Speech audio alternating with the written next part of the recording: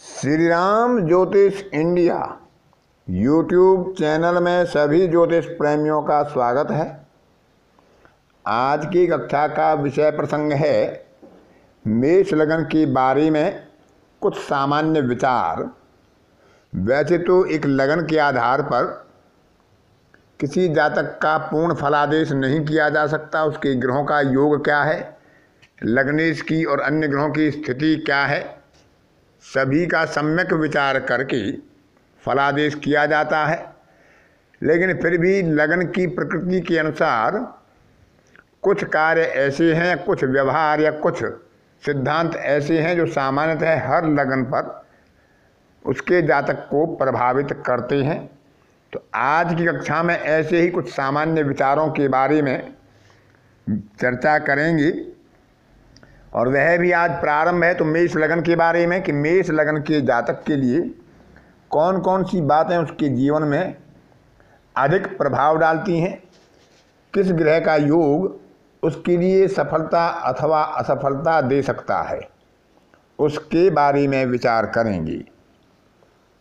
जैसा कि आप सब जानते हैं कि मेष लग्न अग्नि तत्व की राशि है, चर स्वभाव है और पुरुष राशि है।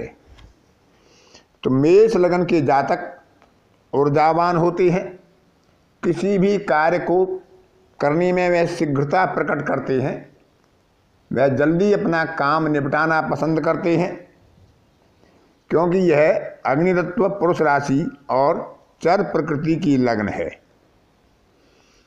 पंचमेश यहाँ पर सूर्य होता है। यदि वह केंद्र और त्रिकोण से संबंध बनाता है, वहाँ स्थिति होती है, वह बलवान होता है। तो ऐसा जातक राज्य संबंधी कार्यों से अच्छा लाभ प्राप्त कर लेता है।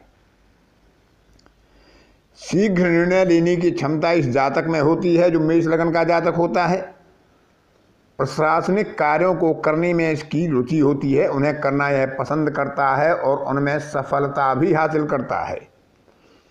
शीघ्र निर्णय लेने में कभी कभी इसे असफलता का सामना भी करना पड़ सकता है क्योंकि यह किसी कार्य पर लंबे समय तक विचार नहीं करते और शीघ्र निर्णय ले लेते हैं, जो कभी कभी इन्हें असफलता का मुंह भी देखना पड़ता है।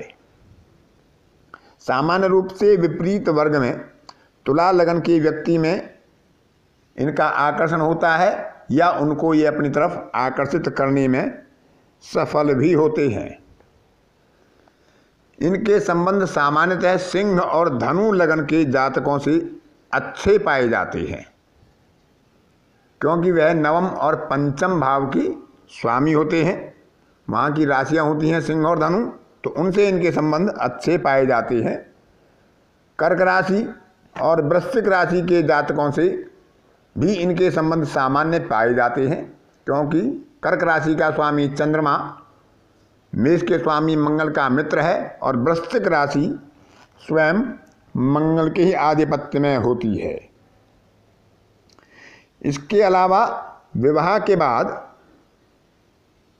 ऐसे जातक की आर्थिक स्थिति में सुधार होता है क्योंकि इस लग्न के जातकों के लिए शुक्र जो विवाह का कारक है द्वितीयेश और सप्तमेश होता है।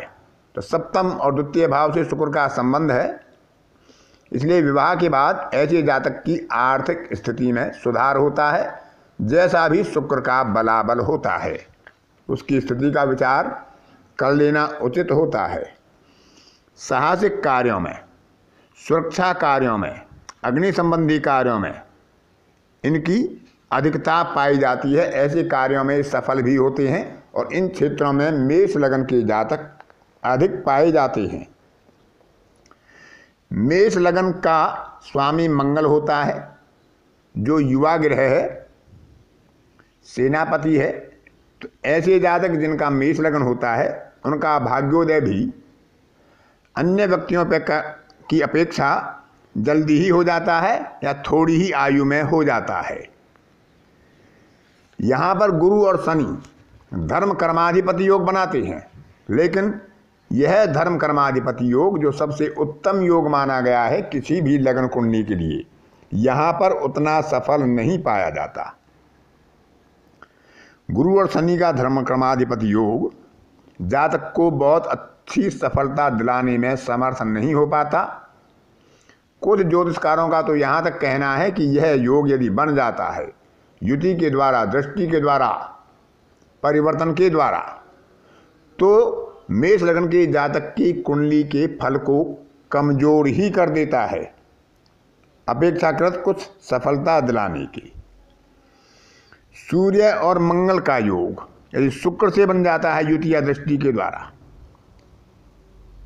या शुक्र की राशि में भी सूर्य या मंगल बैठते हैं, तो ऐसे जातक को लक्ष्य प्राप्ति में अपनी ऊर्जा का पूर्ण सहयोग और उपयोग नहीं मिल पाता है। परंतु मंगल और शुक्र का यदि स्थान परिवर्तन होता है तो ऐसा जातक अपने पराक्रम से, अपने पुरुषार्थ से अच्छा धन कमा लेता है और धनाढ्य व्यक्ति बन जाता है। शुक्र और गुरु का संबंध भी यहाँ बहुत अच्छा नहीं बताया गया है, इसे भी यहाँ निष्फल योग बताया गया है। उच्च का शुक्र यदि बैठ जाता है 12वें भाव में तो धन, सुंदर पत्नी और भौतिक सुख समृद्धि दे देता है। फिर भी परस्पर सामंजस्य में तनाव, संबंधों में तनाव, बदनामी और अभियोग जैसे विपरीत प्रकार के फल और भाग्य की हानि के संकेत भी यहाँ मिलते हैं, क्योंकि द्वितीय होकर वह उच्च राशि में होगा लेकिन व्यय स्थान में होगा। तो गुरु की और शुक्र के संबंध यहाँ पर बहुत अच्छे नहीं बताए गए हैं। सामान्य रूप से हम चंद्रमा और राहु को ग्रहण योग की संज्ञा देते हैं, जो अच्छा नहीं माना जाता है।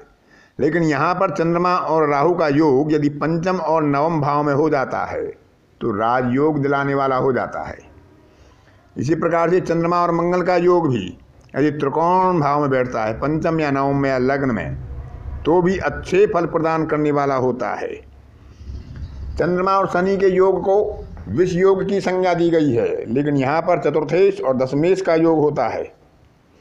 यदि वह अच्छे स्थान में, केंद्र में या त्रिकोण में हो तो अच्छे लाभ प्रदान करने वाला होता है, उसके परिणाम अच्छे होते हैं। लेकिन इसमें गुरु की दृष्टि या युति का संबंध नहीं होना चाहिए, क्योंकि गुरु की दृष्टि या युति का संबंध इसमें हुआ तो यह योग सफलता प्रदान नहीं करा पाता।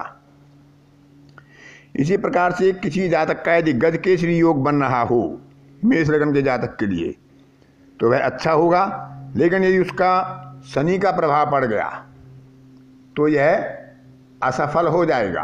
वैसे भी गजकेसरी योग यदि केंद्र में त्रिकोण में बनता है तो अच्छा है, अन्य भावों में उतना अच्छा फल नहीं दे पाएगा। फिर भी शनि का दृष्टि या युति का प्रभाव यदि गजकेसरी योग पर हुआ तो उसका फल बहुत ही सामान्य रह जाता है, गजकेसरी योग का फल प्राप्त नहीं हो पाता है। इसके अलावा गुरु यदि कर्क में हो या धनु में हो तो ऐसा जातक अपने थोड़े प्रयासों से ही अच्छा धनार्जन कर अपना जीवन सफल कर लेता है।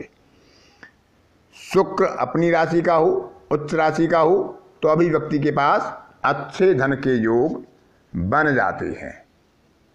तो इस प्रकार से हम मेष लग्न में अन्य ग्रहों की युति, दृष्टि, उनके बलाबल का भी विचार करेंगे, लेकिन मेष लग्न के जातक के लिए जो सामान्य प्रभाव लगभग हर जातक पर इसका प्रभाव होता है उनके बारे में आज की कक्षा में विचार किया गया। मेष लग्न के जातक साहसिक कार्य में बढ़ चढ़कर भाग लेते हैं, लेकिन मेष लग्न के स्वामी मंगल की स्थिति यदि बलवान होगी तो उसके शुभ फल अधिक होंगे। यदि मंगल कहीं कमजोर हुआ, पाप पीड़ित हुआ तो उसमें नकारात्मक ऊर्जा का उपयोग आ जाता है और वह अनैतिक कार्यों से धनार्जन करने में भी, जैसे स्मगलिंग, शेयर सट्टा, जुआ, लॉटरी, इस प्रकार के अनैतिक कार्यों में ऐसा जातक फंस जाता है, क्योंकि मेष लग्न में अष्टमेश भी मंगल को होता है और शुक्र यदि अष्टम में या मंगल के साथ योग बनाता है तो ऐसे जातक की रुचि अनैतिक रूप से धनार्जन करने में हो जाती है। तो इस प्रकार से अन्य ग्रहों का भी हम प्रभाव देखते हैं, लेकिन जो मेष लग्न के सामान्य विचार हैं वह आज आपको बताए। आज की कक्षा में इतना ही। अन्य किसी कक्षा में फिर किसी नई विषय के साथ आपसे मुलाकात होगी। तब तक के लिए अपनी वाणी को विराम देता हूँ। धन्यवाद।